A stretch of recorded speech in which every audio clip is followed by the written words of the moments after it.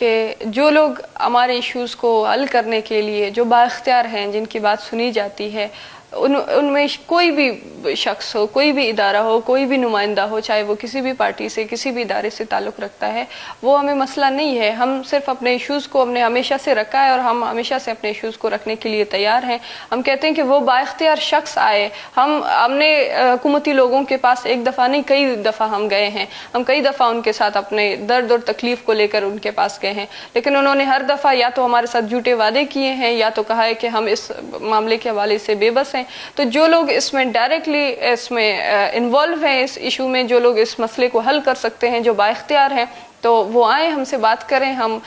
کسی کے ساتھ بھی بیٹھنے کے لیے تیار ہیں، کیونکہ جس طریقے سے ہمارے لوگوں کو چن چن کر، ہمارے مردوں کو، ہمارے بھائیوں کو، ہمارے بچوں کو گھروں سے نکال کر، ان کو تعلیمی اداروں سے نکال کر، ان کو رات کو سوتے ہوئے ان کو گھروں سے زبردستی گھسیٹ کر اٹھا کر لے کے جاتے تھے، تو بلوچستان میں ان خواتین کے لیے وہ آخری راستہ، وہ واحد راستہ یہی بچا کہ اب وہ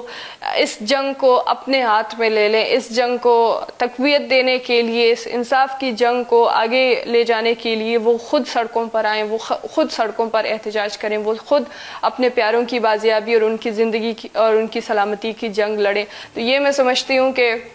ایک بہت بڑی چینج ہے اس دور میں، جس دور میں ہم دیکھتے ہیں کہ جس طریقے سے ایک مردانہ سماج، ایک مائنڈ سیٹ انفلوئنس کیا گیا ہے بلوچستان میں،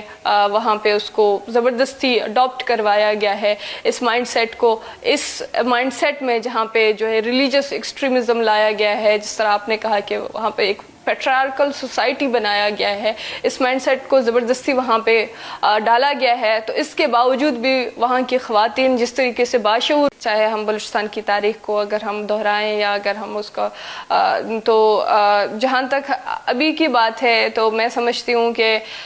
جس طریقے سے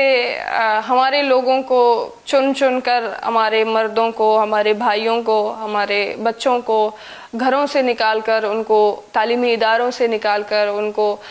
رات کو سوتے ہوئے ان کو گھروں سے زبردستی گھسیٹ کر اٹھا کر لے کے جاتے تھے، تو